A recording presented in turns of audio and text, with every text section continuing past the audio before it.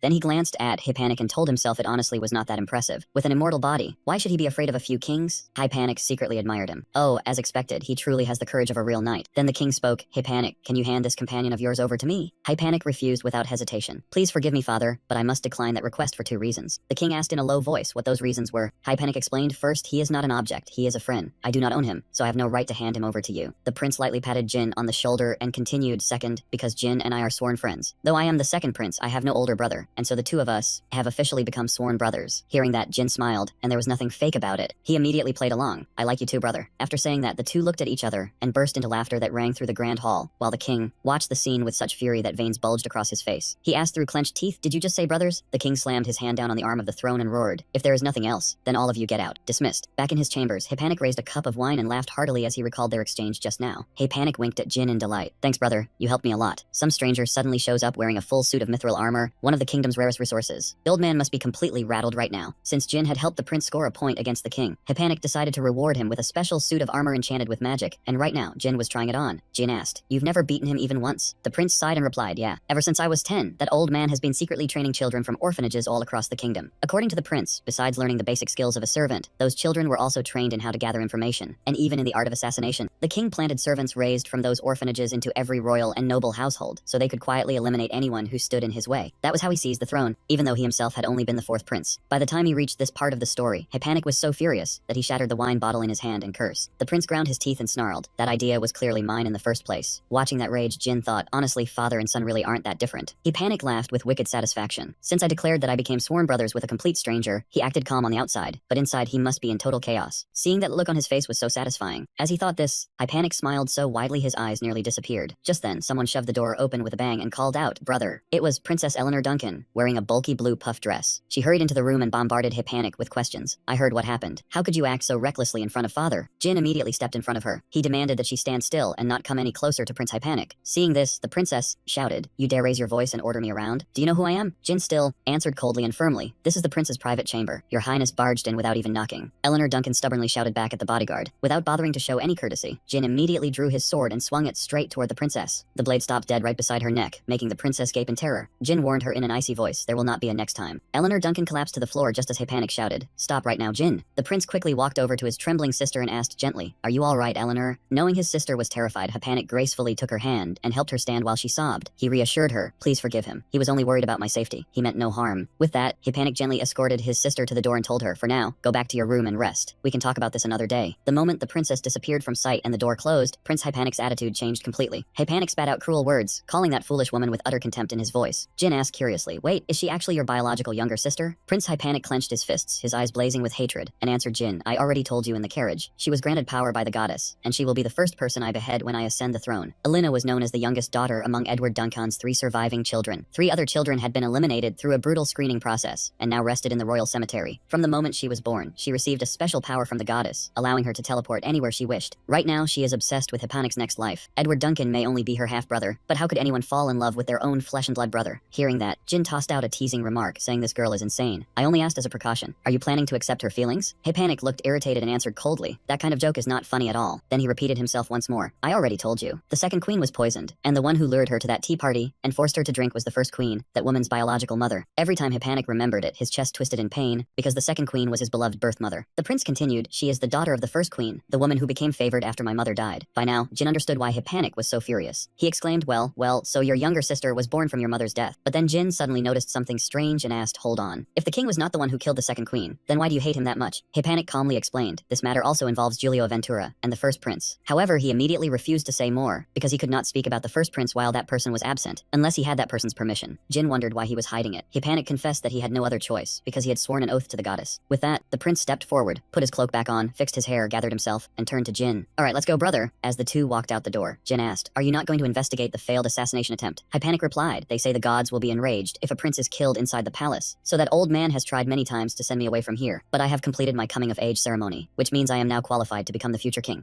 Panic declared triumphantly that the old man could no longer send him anywhere on a whim. Then he turned to the side. He gave Jin more information, saying this kingdom is crawling with the old man's supporters. We have to deal with that first, such as winning over the prime minister who controls all the finances. Suddenly, the prince slammed into someone and fell backward onto the ground. Slightly hurt, he rubbed his cheek and shouted, "What is this? Whoever you are, I will punish you severely. How dare you block a prince's path?" When Panic looked up, the person standing before him was his own older brother, a mighty warrior who was reaching out to help him up and asking warmly, "Are you all right, little brother?" The king, seated high above, muttered under his breath, "Brothers, huh?" He curled his lips into a scornful smile, inwardly rather surprised by the sight. After all, he was the man who had slaughtered all of his own siblings to seize the throne. To the king, blood ties were nothing more than stones in the road that had to be removed. But Panic had found himself a true sworn brother. The king saw it as a slap straight to his face, an open insult. His plan had succeeded, but it had also created a bad precedent. If a better precedent appeared, the problem would be solved, and those who passed the screening test would be educated according to their true abilities. A fair way to choose an eldest son capable of ruling the entire kingdom. His second son would stand in the shadows, quietly eliminating every obstacle that threatened the eldest. His eldest daughter had always been intelligent and beautiful, so he planned to arrange a political marriage for her, and yet, everything turned out the opposite. Compared with the original plan, both sons' abilities far exceeded what was necessary. The second was so cunning that he even wanted to destroy those who had been stripped of their rights. As for the eldest, he was far too upright, to the point that he chose the path of becoming a warrior who served the goddess. Edward Duncan's eldest son had effectively vanished from the race for the throne. Just like that, all that remained now were the violent and deceitful second son, and the proper eldest daughter. The king clenched his fist in anger. He would rather let his eldest daughter take the throne than hand the crown to that snake-like schemer of a son. He absolutely could not become king.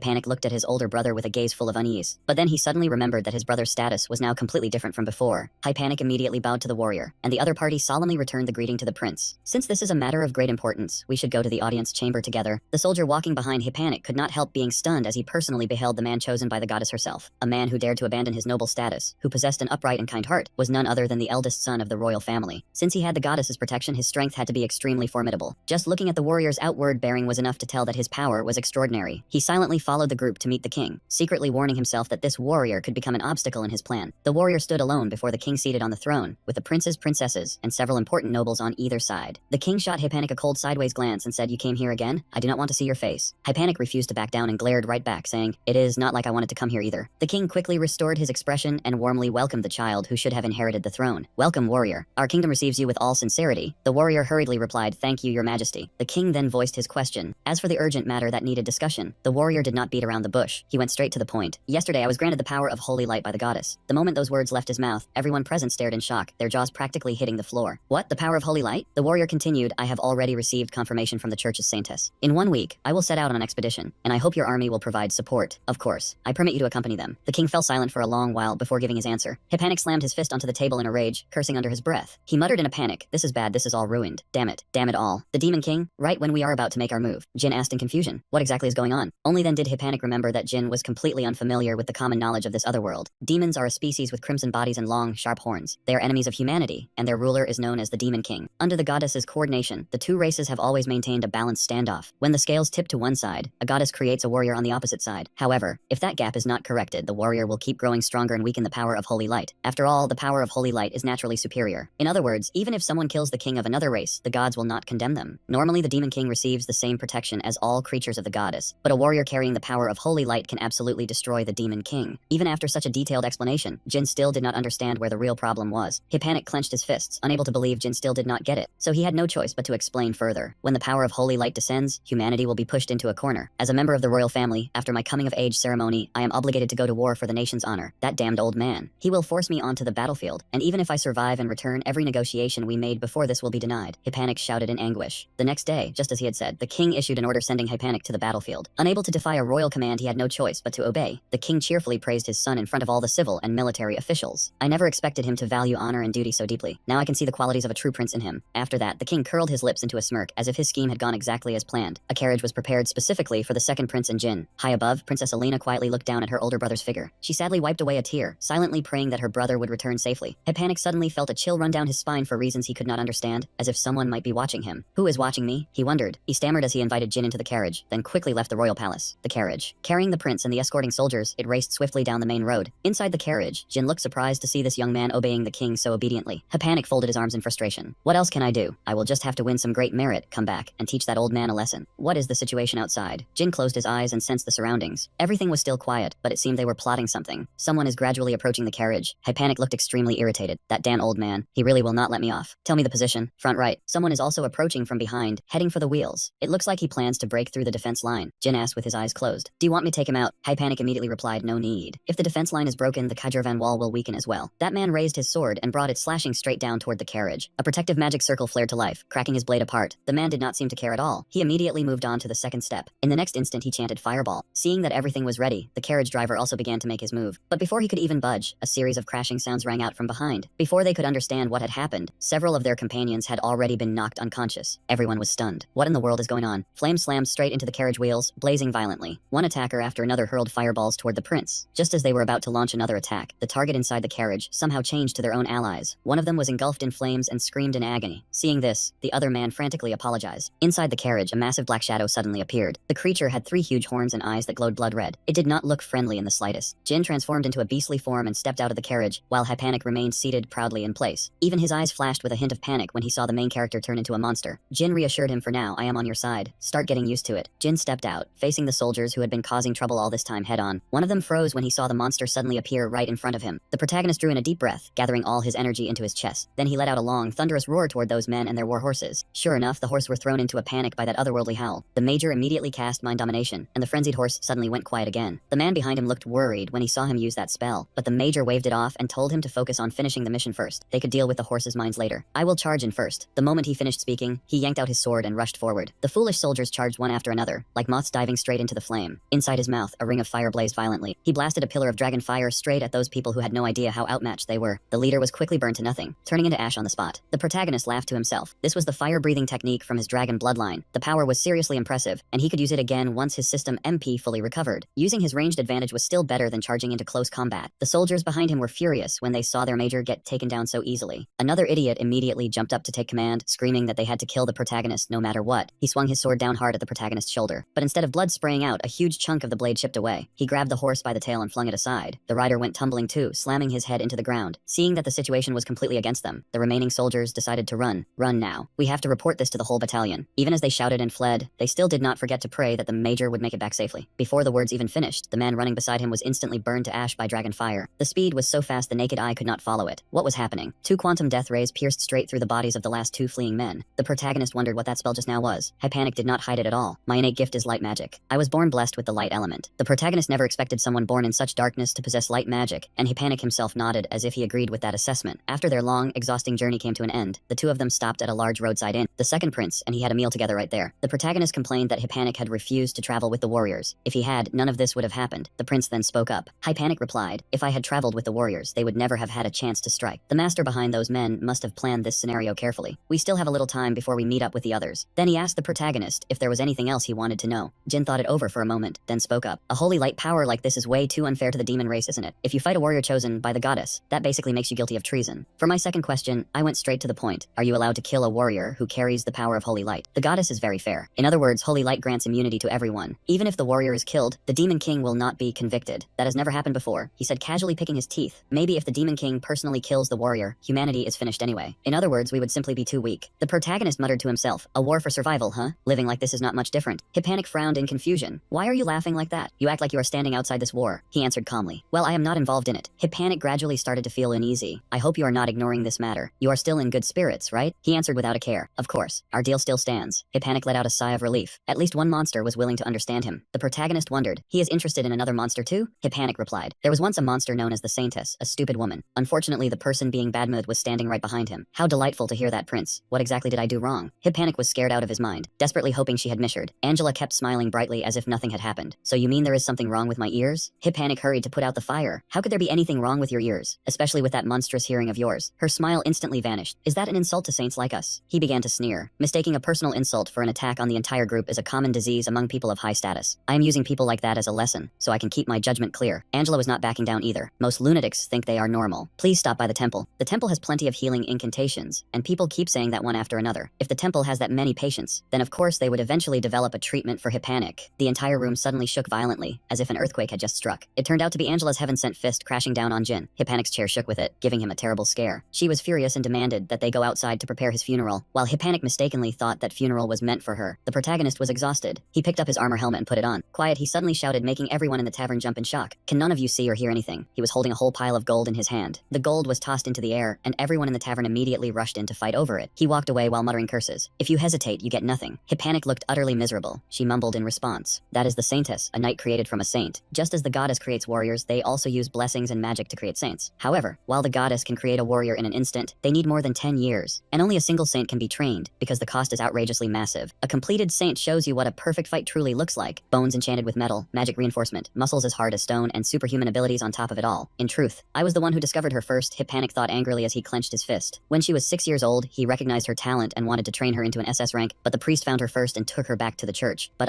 he looked fearfully at Angela in front of him, no longer knowing whether he could still defeat his rival, Hypanik. The protagonist left the tavern and went to look for the other two. As he walked, he heard the sound of fighting coming from somewhere nearby. He slowly approached, then stopped and watched. After a while, he finally asked, are you done fighting yet? Hypanik panted and said no, and Angela was in the same state. He did not care at all. He only announced that the warrior was about to arrive, so they should wrap it up. Seeing that, he knew enough to stay out of it. He dusted off his hands and walked away. Hypanik gritted his teeth in anger. Ah, that bastard. Next time I swear I will. Before he could finish, Jin irritably called him by name. Before Hypanik could react, the protagonist easily seized him by the throat. He warned him in an icy voice. I do not object to the position of protective knight, but I do not remember ever becoming a babysitter. Do not make more work for me. There was absolutely no trace of joking in his eyes. After saying that, the protagonist turned and left. Hypanik was in pain, but he had no choice but to endure it. Do not jump to stupid conclusions when you do not know anything. The protagonist, Hypanik, and several others were standing in the street. At that moment, a young blonde warrior was approaching. That warrior looked strangely ordinary. He did not fly in, nor did he ride a white horse. From the outside, he looked like a knight dressed in plain clothes. As soon as he arrived, he hurriedly greeted everyone. The warrior gave a special bow to Saintess Angela, who was standing behind them, and she bowed her head in return. The warrior placed a hand over his chest, bowed his head, then turned toward Hypanik. This was not the first time the two had crossed paths. The warrior looked genuinely relieved to see Hypanik return safely. Hypanik nodded in greeting. On the way here, he had run into a few minor obstacles, but nothing worth worrying about. Then the warrior turned toward Jin. He had caught a glimpse of our main character in the royal palace once, but this was the first time the two had formally introduced themselves and shaken hands. The handshake was warm and sincere, and he did not forget to state his name clearly. Right then, he noticed Hypanik standing behind him with an annoyed, sulking look on his face. This guy was seriously impossible to understand. What a weirdo. He was not a 2-year-old kid, so why was he acting this childish? Unlike Hypanik, the warrior understood the situation in front of them perfectly. The Saintess had yet to regain the power of holy light, which meant the Demon King would be stronger than ever right now. He knew full well that he could not protect everyone completely once the battle began, but even so, he still wanted to ask whether they were willing to stand with him. Despite the danger ahead, every single one of them chose to fight shoulder to shoulder until the very end. Suddenly, the warrior turned and asked Jin for his opinion. Naturally, he nodded in agreement, since he was the prince's guardian knight. The warrior drove the tip of his sword deep into the ground. Then he declared in a ringing voice, right here, right now, I officially establish the Demon King Subjugation Squad. Suddenly, from the high platform behind them, a dark figure spoke in a challenging voice that echoed through the air. I have been waiting a long time to hear those words. Half a few ranks Rangxi's face was swallowed by darkness. He curled his lips into a grin, revealing a mouthful of razor-sharp teeth. Hearing that voice, the warrior immediately turned his head. He had not expected a demon to appear so openly in the middle of the city. Fu Rangxi stood arrogantly atop the bell tower, mocking the humans who dared declare war on demons right in demon territory. Then he spread his arms wide, his voice resounding like a bronze bell. What comes next is nothing but war. That voice and those words were like blades slicing straight into their eardrums, making the people in the street unable to endure it. The warrior was affected as well, but he did not care. There was only one thing in his mind now. That demon was harming innocent civilians. Full of pride, Fu Rangxi made his contempt plain. From the start, he had already declared that this place was no home for humans. This village was demon territory. Only then did the group realize in shock that they had already been surrounded by countless monsters. Thousands of monsters tightened the encirclement. It turned out the townspeople from earlier were not human at all, but fiends who had sworn loyalty to the demon king and transformed into human forms. With the situation hanging by a thread, the group pressed their backs together, each person guarding one direction. The warrior grew even more furious, wishing he could cut Fu Rangxi into thousands of pieces right then and there. Jin and his companions had to deal with the werewolves, a low-level demon species that increased its numbers by corrupting humans. Once someone turned into a wolf, the victim could never return to their original form, becoming nothing more than a puppet for demons to command. Fu Rangxi watched from above. He knew perfectly well those werewolves could never defeat the warrior's group. That was exactly why he had another plan prepared. The first one attacked was Hypanic, just as danger closed in. He sprang backward, then struck with a decisive blow. He took down the enemy. Hypanic possessed the power of light, and he used it to the fullest, even turning his shield into a weapon. Fu Rangxi calmly recorded every single one of those techniques. Next, he ordered the werewolves to target Angela. Although the Saintess had not recovered her full power, she still had all kinds of support magic at her disposal. The werewolf took advantage of her distraction, opened its jaws, and lunged at her from behind. Fortunately, Angela was not afraid of anything either. A single punch was enough to shut the enemy up. It looked like a light hit, but somehow the werewolf went straight back to Mother Earth, both literally and figuratively. The interface and operating system of this Saintess were truly worlds apart from what anyone had imagined. After the Saintess, the next target was the warrior. The moment the enemy charged in, he swung his sword in one clean arc and sent it straight to the afterlife, a very traditional fighting style. And just in case it had not fully settled down, he gave it one more loving strike. Behind him, another werewolf's howl rang out. This time it was a werewolf wearing a little girl's clothes appeared in the open. The warrior's blood boiled. He did not want to believe what he was seeing. Seeing innocent people cursed into werewolves, he was heartbroken and had no idea what to do. But even though he did not want to, he still had to act, because they could no longer be healed. Returning to being human was impossible. Fu Rangxi kept scribbling notes for a while, then looked extremely satisfied. Suddenly a chill ran down his spine. Fu Rangxi counted again and again, but one person was still missing, and that very person was about to send him straight to meet his ancestors. He carried the title of one of the infamous 7 demon generals of the otherworld, and yet, even with death right in front of him, he never caught the slightest scent of danger. In less than a heartbeat, Fu Rangxi broke out in a cold sweat when he realized Jin had slipped behind him. He could not believe he had left himself so exposed that the main character had pierced his defensive line so easily. He tried to deny reality. How could someone like him, one of the 7 demon kings, possibly be defeated? Jin showed absolutely no mercy. A stream of warm, dark red liquid sprayed straight into the air. It splattered across his cold, unfeeling armor. The terrible news was quickly carried back to the lair of the 7 demon generals. In the end, Fu Rangxi had only himself to blame for being far too arrogant about his own strength. Looking down on his enemy made him careless, and the price he paid was his life. His death was hardly glorious, but at very least, the remaining 6 demon generals now understood that the enemy coming for them was no ordinary opponent. That said, the demon generals did not seem to take his fate as much of a warning. Every single one of them smugly believed Fu Rangxi had died only because he was too weak. After all, the 7 demon generals were merely a shell. Within them were the 4 great overlords, and the demons were convinced no human could defeat them. The one coming was only a hero still restrained by the goddess limit, while they had broken past that limit long ago. Blood dripped from the bell tower onto the ground, staining the scattered werewolf corpses in red. After taking down Fu Rangxi, Jin leaped straight down from above. He threw Fu Rangxi's corpse to the ground. The man no longer had any way to resist. The warrior also sheathed his sword, since the werewolves below had already been cleaned up. Zypanite cast healing magic, not daring to look directly at the face of the Lord of Pride. Once his wounds had almost completely healed, the warrior was deeply shocked. He looked toward the motionless figure on the ground. This was Fu Rangxi of the 7 demon generals. Even though it was their first encounter, he was not hard to recognize. He was one of the 7 demon generals. Stypanek found it hard to understand. Fu Rangxi managed intelligence, and his authority was not low, yet he had only used these weak werewolves. Was it because he had been careless, or was there something else hidden behind this? Zypanek could not make sense of it. Maybe the demon kings no longer needed him, or perhaps the true enemy was someone else entirely. While everyone was cleaning up, Jin quietly walked over to a werewolf corpse. This werewolf had been finished off with a single strike to the throat. These guys were all low-level monsters. When he ate the lizardmen, his compatibility with amphibians increased, so if he ate the werewolves, would his compatibility with animals rise as well? At this point, the young man could not wait any longer. He truly wanted to know what would happen after swallowing these things. On the other side, Zypanek still seemed trapped in that train of thought. He kept staring at Fu Rangxi's corpse, and then, suddenly, Jin walked over with a bit of blood still on his face and asked if Zypanek was planning to eat that guy. Zypanek panicked for a moment, but quickly regained his composure. He reminded Jin to watch what he said, because the two of them were not the only ones here. He pointed at the Lord of Pride. He was one of the 7 demon generals, the one who controlled information. And yet, someone of that caliber had died far too easily. Zypanek felt that perhaps the demon kings no longer needed him, so they had taken this chance to let him live or die on his own. No matter where you were, information was always critically important. If the demons were willing to abandon the one managing their intelligence, then demon society was no longer what it used to be. Jin and Zypanek shared the same thought. If someone in such a high position had become useless, then that society must have changed. Even so, he still could not guess what kind of change it was. Jin suddenly spoke up. Maybe there was a third person. Those words shook Zypanek to his core. He kept pointing at the second prince, the first person. Then he pointed back at himself, the second person. Zypanik's blue pupils trembled. He could not believe there was another person from Earth. No matter what, even if he did not want to admit it, that possibility had truly appeared. He glanced toward the warrior and the saintess. The two of them were busy cleaning up. He could only hope. He hoped they had not heard what he had just said. Returning to the matter of the demon kingdom, if there really was a third person there, it was not necessarily bad news. Zypanik smiled. If that theory was true, then this would be a chance to deal with the warrior and the saintess. After finishing the cleanup, the group dug a deep pit and laid the werewolf corpses inside. The warrior shoveled earth down one load at a time, and the frozen soil slowly filled the hole. It buried everything, even the useful information they had obtained today. After that, they raised a large cross-shaped stone. The saintess knelt before the stone and prayed for the werewolves to return to the Lord. Even if their bodies had been defiled, their souls remained whole. A short while later, the group left the district and headed toward the carriages together with Zypanik. Jin felt lucky that, at the very least, they still had vehicles to travel in. They had carriages, sure, but who was going to drive them? There was no other choice. The only one capable of holding the reins was Zypanik. Jin knew how to drive, but since he had his own little motive, he chose to sit on the roof of the carriage. The warrior's principle was that he must not operate anything, while the saintess did not know how to drive a carriage, so the two of them had to sit inside. Jin mocked Zypanik, saying that even though he was a prince, he still had to serve as a coachman for commoners. Zypanik only gave a dry laugh. To him, driving a carriage was no different from riding a Ferris wheel. The young man had no idea what Zypanik was talking about, so he grew a little curious. Zypanik was surprised, then teased Jin for not knowing how to enjoy life. As soon as Zypanik finished speaking, Jin immediately fired back. If Bao Ying was too scared to enjoy life over petty nonsense like that, then he might as well end it himself, getting snapped at right to his face. Zypanik instantly frowned in irritation. Qian lowered his hood, and he realized Zypanik was deliberately speaking in Russian. This guy was definitely hiding something